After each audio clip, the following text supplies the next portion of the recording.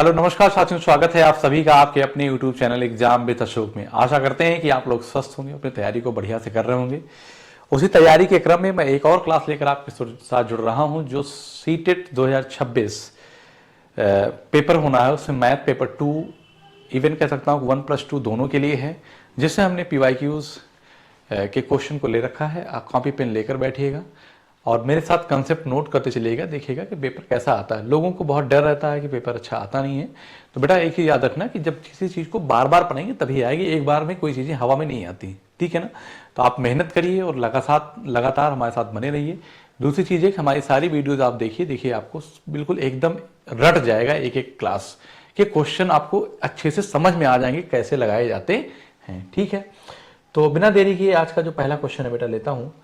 और पहला क्वेश्चन क्या है कि दो आसन्न कोणों का योग 180 है, तो ये कोण कहलाते हैं। तो ये कोण कहलाते हैं। आप मुझे बताओ कि दो आसन्न कोण, आसन्न का मतलब एडजेसेंट एंगल होता है। आसन्न का मतलब क्या होता है बेटा? एडजेसेंट एंगल होता है, ठीक है ना। अब कह रहा है कि two adjacent angles is 180 degree, ठीक है। तो चलो इसको ये वाला कलर अगर मैं ले लूं, ठीक।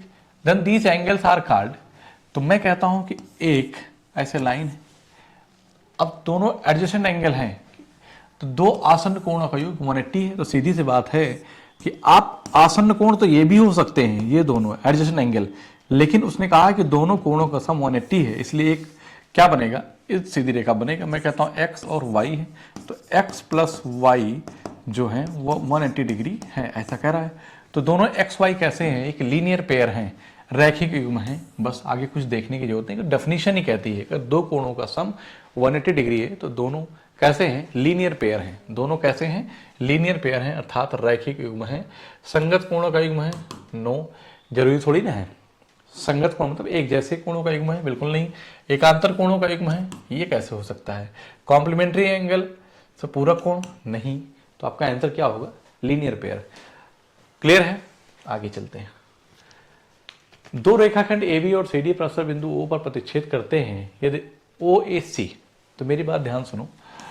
वो ये कह रहा है कि मैं कहता हूं A है, ये दो रेखाखंड है, ये C है, ये O है, तो इसका मतलब ये B हो जाएगा और फिर ये क्या हो जाएगा, ये होगा आपका D हो जाएगा। आप कहेंगे यस सर, यहां तक किसी बच्चे को कोई दिक्कत है क्या? नहीं।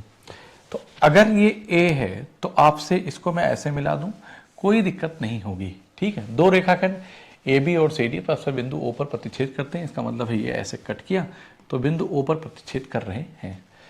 यदि OAC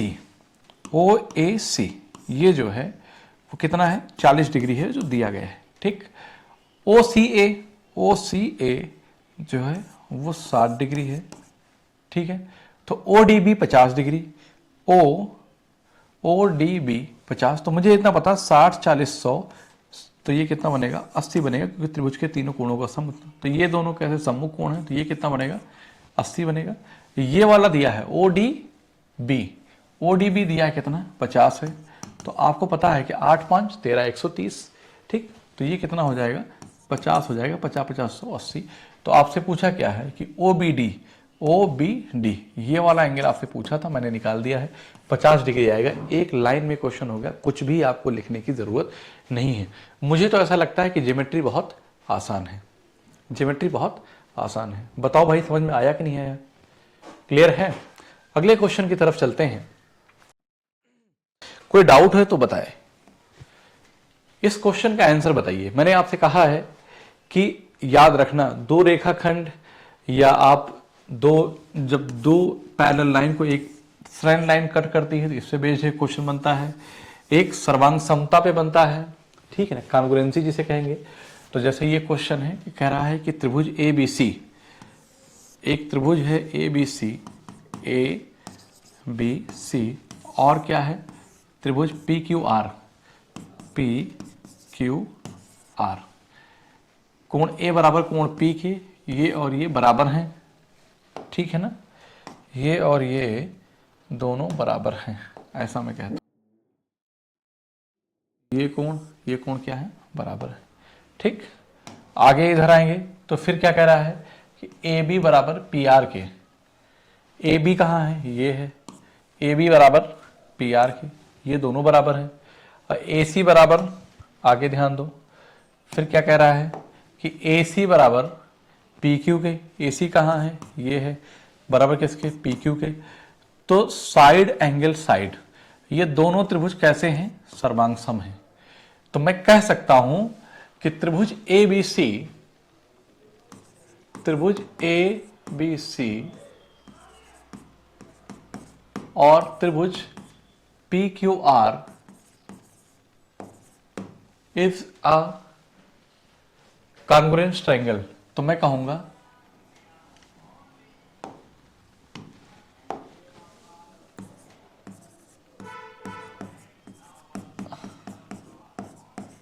एक सर्वांग सम त्रिभुज हैं। कैसे हैं, एक सर्वांग सम त्रिभुज हैं। तो अब कहां से, side angle side, side angle side से। अगर दो त्रिभुज सर्वांग सम हैं तो उनके संगत भुजाएं और कोण समान होते हैं। इसका मतलब है कि ये दोनों जो होंगी, ये दोनों जो होंगी, मैं इसको ले लूं तो मैं यहां से कह सकता हूं कि ये और ये दोनों क्या है, इक्वल है। यहां तक बचाओ, किसी बच्चे को अगर दिक्कत है तो।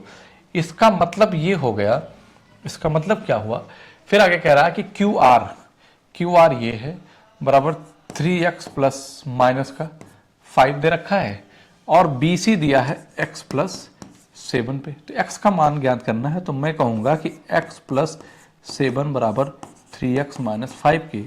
ठीक है, तो ये उधर जाएगा तो क्या हो जाएगा, 2x, ये जुड़ जाएगा तो 2x बराबर 12 के।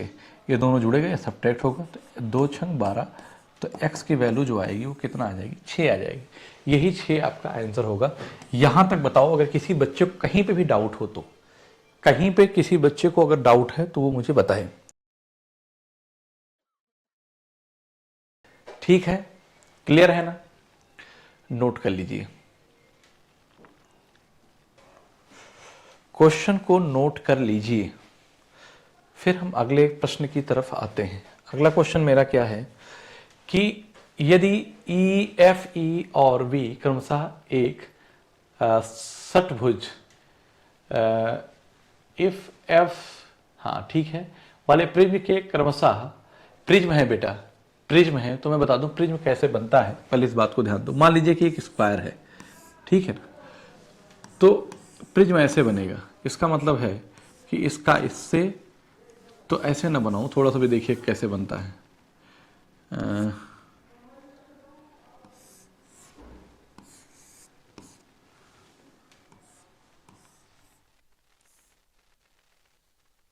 ठीक है,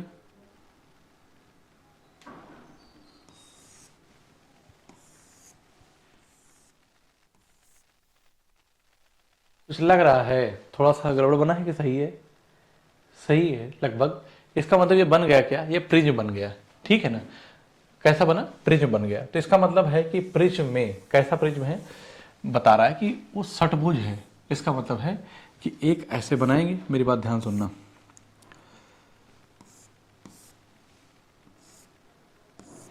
ऐसे एक यहां बनाएंगे,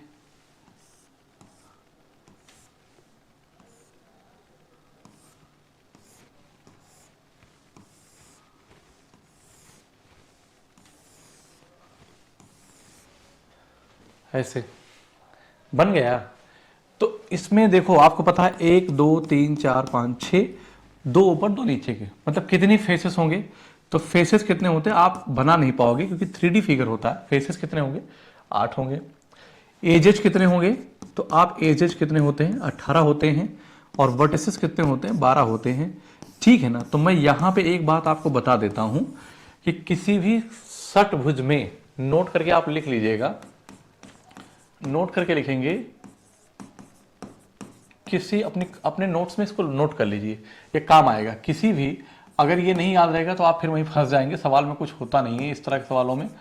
किसी भी षटभुज में, षटभुज द्वारा बने प्रिज्म, षटभुज द्वारा बने प्रिज्म, द्वारा बने प्रिज्म में जो फेस अर्थात सतह, है ना, क्या बोलेंगे, फलक बोल दो, सतह ना बोलो, सतह नहीं बोले, फलक, फलक शीर्ष एवं किनारों की संख्या क्रमशः क्रमशः कितनी होती है। पहले क्या लिखा मैंने, फलक, तो कितने होते हैं, 8। फिर मैंने क्या बोला, शीर्ष 12 और एजेस किनारों कितना बोला, 18 होती है। बेटा इस बात को आप याद कर लीजिए, क्या कर लीजिए, याद कर लिए, किसी भी षट्भुज द्वारा बने पृष्ठ में फलक शीर्ष एवं किनारों की संख्या क्रमशः 8, 12, 18 होती है। ठीक है ना, तो बस आप वैल्यू पुट कर दीजिए, ठीक है ना। तो यहीं पे बस LHS इक्वल टू RHS आ जाए। तो कह रहा है कि निम्न में से कौन सा कथन सत्य है, तो मैं 4 रखूंगा, बी की वैल्यू इतना, तो 12 चौक 48 हो जाएगा, और ई की वैल्यू 18 है, 18 36 हो जाएगा, कभी नहीं बनेगा, कभी नहीं बनेगा, और 3 8 24 हो जाएगा। क्या हो जाएगा, 24 हो जाएगा। एफ की वैल्यू 8 है, तो भाई यहीं से ज़्यादा हो गया, तो इसका मतलब ये ऑप्शन नहीं बनेगा। LHS इक्वल टू RHS आना चाहिए। 4 रखेंगे तो 4 बी है, 12 चौक कितना हो गया, 48 प्लस 2, 18 नहीं 36 माइनस 8 त्रिक 24, माइनस 8 त्रिक 24। अरे बेटा हमें यहाँ पे क्या करना है, सेम लाना था ना, ये भी ऑप्शन नहीं आएगा। इधर आ जाओ, 3F, तो 3 8 इस पे कितना हो जाएगा, 24 प्लस 6B, बी कितने, 12, 12 चौक 48 माइनस 2E 36। ठीक है ना, तो 36 यहाँ पे डिफरेंस निकालेंगे इसका हम, तो कितना आ जाएगा, कितना आएगा बताओ भाई। तो 36 घटाएंगे तो 4 8 4 12 और 24 12 कितना होगा, 24 प्लस 12 36 आ जाएगा। तो मैं कहूँगा कि LHS is equal to RHS। Confident होना चाहिए सवाल को करते समय। जब आपका कंसेप्ट क्लियर है तो आप कॉन्फिडेंट रहेंगे। पेपर में टाइम को वेस्ट नहीं करना है। अगर ऑप्शन आ गया और कॉन्फिडेंस है तो आप अगले ऑप्शन की तरफ नहीं जाएंगे, यहीं पे इसको फाइनल बोल देंगे। ठीक है ना, इसका मतलब option B is the right answer of this question. Okay, देख लीजिए, इस बात को नोट करिएगा, किसी भी खटभुज द्वारा बने प्रिज्म में फलक शीर्ष एवं किनारों की संख्या क्रमशः 8, 12 एवं 18 होती है। मैंने यहां पे लिख दिया है कि अगर खटभुज के द्वारा मतलब 6 भुजाओं के द्वारा, ठीक है ना।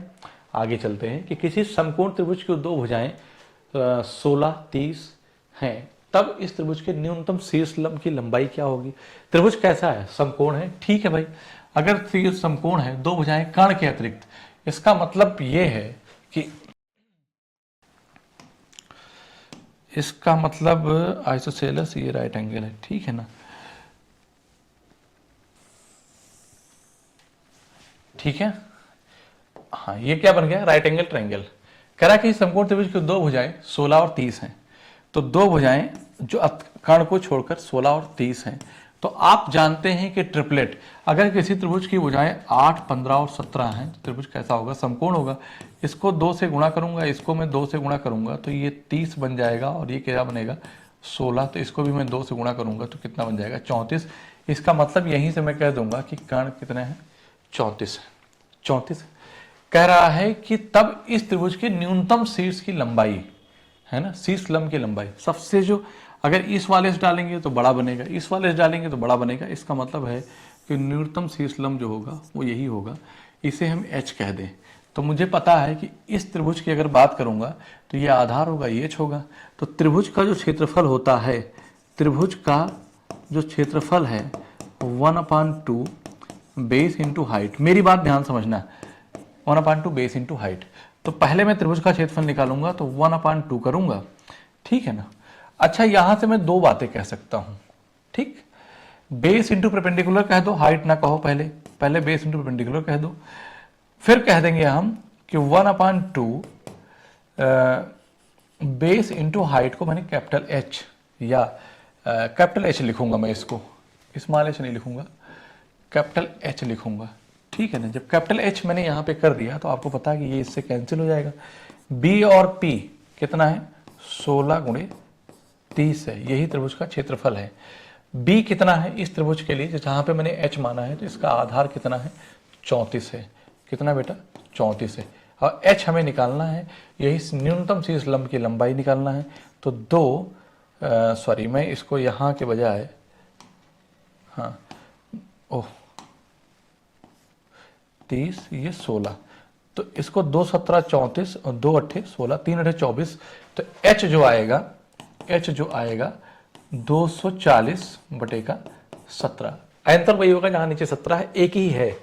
एक ही ऑप्शन है और है ही नहीं है, एक ही ऑप्शन है और है ही नहीं। बताओ यहां तक किसी बच्चे को दिक्कत है?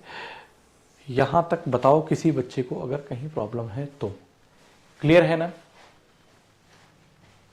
आगे चलते हैं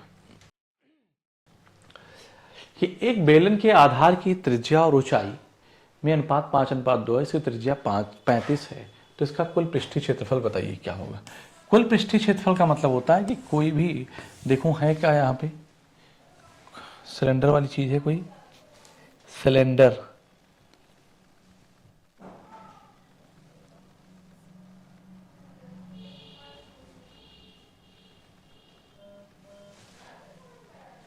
ठीक है। अगर नहीं है, सिलेंडर की बात करूंगा यहां पे मैं, ये क्या है, एक सिलेंडर है, ठीक है ना। किसी बेलन के आधार की त्रिज्या, तो मैं कह दूं आधार की त्रिज्या ये है, और ये क्या है, इसकी ऊंचाई h है, ठीक। तो ऊंचाई, इसका मतलब है कि त्रिज्या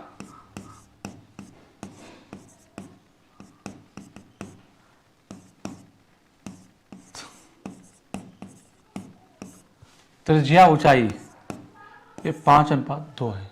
ये देखिए त्रिज्या 35 है, तो 35 के लिए 5 सते 35, तो इसको मैं 7 से मल्टीप्लाई करूंगा तो कितना हो जाएगा, 10 हो जाएगा। बताओ 5 7 नहीं 14 हो जाएगा, ये कितना हो जाएगा, 35 हो जाएगा, ठीक है।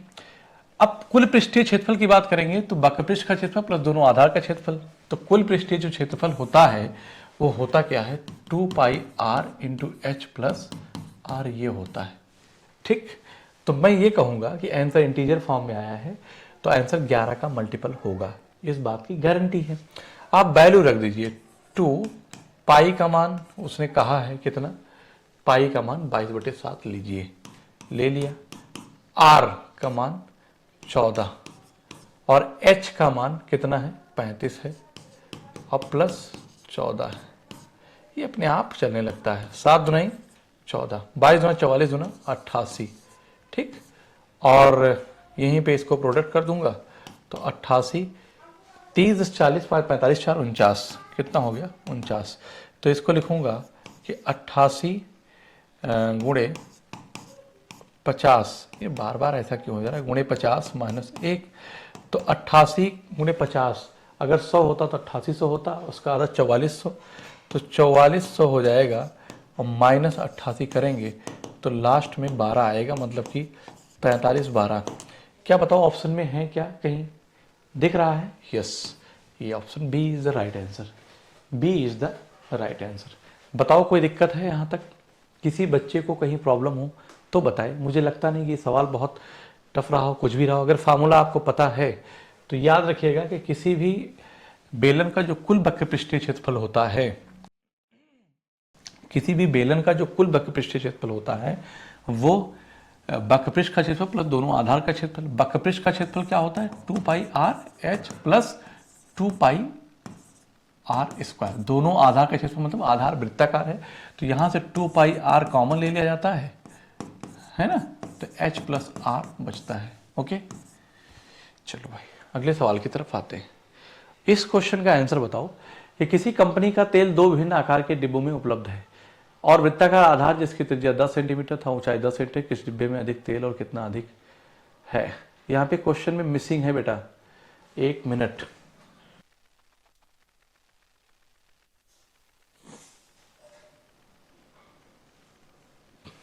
चलो इंग्लिश में सही लिखा है, हिंदी में गड़बड़ लिखा, मैं समझा देता हूँ। दो के दोनों फाइल में प्रॉब्लम है। किसी कंपनी का तेल 2 भिन्न आकार के डिब्बों में उपलब्ध है, इसको मत पढ़िए। The oil of a certain company is available in the tins of two shapes, square base of the side 16 and the height 12 centimeter, and the circular base of the radius 10 centimeter with the height 10 centimeter. ठीक है ना? Which tin has more oil and how much more in centimeter cube? इसका मतलब है कि एक आपके पास दो प्रकार, मतलब तेल भरे हैं दो जगह। एक ऐसा है कि उसका जो आधार है ना वो कैसा है, सर्कुलर शेप में। आधार कैसा है बेटा, सर्कुलर शेप में है, मैं ऐसा कह दूंगा, ठीक है ना, ऐसे है। और एक कैसा है, एक ऐसे है, स्क्वायर के फॉर्म में है। मैं आपको समझाना क्या चाह रहा हूं, इस बात को समझिएगा आप। ये तो इस दोनों में भरा हुआ है क्या, तेल। लेकिन वो ये कह रहा है कि oil of certain company is available तीन shape square, base is side 16। तो अब स्क्वायर है तो ये 16, ये 16 होगा, लेकिन हाइट जो होगी उसकी 12 है, ठीक है। तो मुझे पता है कि ये LBH हो जाएगा, तो इसका जो आयतन होगा, इसका जो वॉल्यूम होगा, वॉल्यूम को ही हम लोग क्या बोलते हैं, आयतन बोलते हैं। तो हम कहेंगे LBH, इसका मतलब है कि 16 इंटू 16 इंटू 12 हो जाएगा। बताओ होगा कि नहीं होगा। लेकिन ये भरा है सिलेंडर के फॉर्म में, कह रहा है कि at the circular base of the radius 10 centimetre with height 10। इसका मतलब ये है कि इसकी जो रेडियस है 10 है और हाइट कितनी है, 10 है। तो मुझे पता है कि इसका जो आयतन होगा वो पाई आर स्क्वायर एच होगा, ठीक है ना, पाई आर स्क्वायर एच होगा। तो मुझे इतना पता है कि दोनों का अलग अलग निकालूंगा, 16 16 256 गुणे 12। तो मैं यहाँ पे कह दूंगा कि 256 गुणे 12, 12 2560 और 256 दूना कितना हो जाएगा, गुणा कर 12 छंग 72 के 2 हासिल 7, 12 पंचे 60, 7 67, ठीक है। और 12 दूनी 24, 6 30, 3072 सेंटीमीटर क्यूब। ये क्या है, इतना तेल भरा हुआ इसमें। लेकिन इस वाले की बात करूंगा तो बेलन के आकार का है, तो पाई आर स्क्वायर क्या हो जाएगा बेटा, पाई आर स्क्वायर इसका आयतन होगा। और पाई की वैल्यू कितना है, 22/7, और आर की वैल्यू इसमें कितना है, 10 का स्क्वायर 100 इंटू एच क्या है, 10 है, ठीक है। तो 22/7 की जगह 3.14 रखूंगा और इसको 1000 से मल्टीप्लाई करूंगा, तो बेटा जो ये आएगा ना 3140। इसका मतलब इसमें कितना भरा है, 3140 सेंटीमीटर क्यूब। बताओ भरा हुआ है। तो हमसे पूछा क्या, किस डिब्बे में तेल अधिक भरा है, इसमें इतना भरा, इसमें इतना भरा, तो भरा किस में ज्यादा है, इस वाले में ज्यादा भरा है। तो मैं कहूंगा वृत्ताकार आधार में। चलो ठीक है, ये ऑप्शन नहीं बन सकता, ये नहीं बन सकता। जिसमें अब उस डिब्बे में भरा ज्यादा तेल है जिसमें वृत्ताकार है। कितना ज्यादा भरा है, 72 और 28, और इधर कितना है 40। तो 28 और 40 कितना होगा, 28 + 40 जो होगा वो 68 आ जाएगा। इसका मतलब 68 ज्यादा भरा है। तो first option is the right answer of this question, ठीक है। फर्स्ट ऑप्शन, वृत्ताकार आधार डिब्बा जो है 68 है। बताओ यहां तक किसी बच्चे को कोई डाउट है क्या, आप कहेंगे नो सर। अगर है तो कमेंट के माध्यम से बताइए। आगे चलते हैं कि आंकड़ों 8 3 6 2 7 5 3 8 3 के लिए माध्य माध्यक बहुलक का मान होगा, ठीक है, का मान होगा।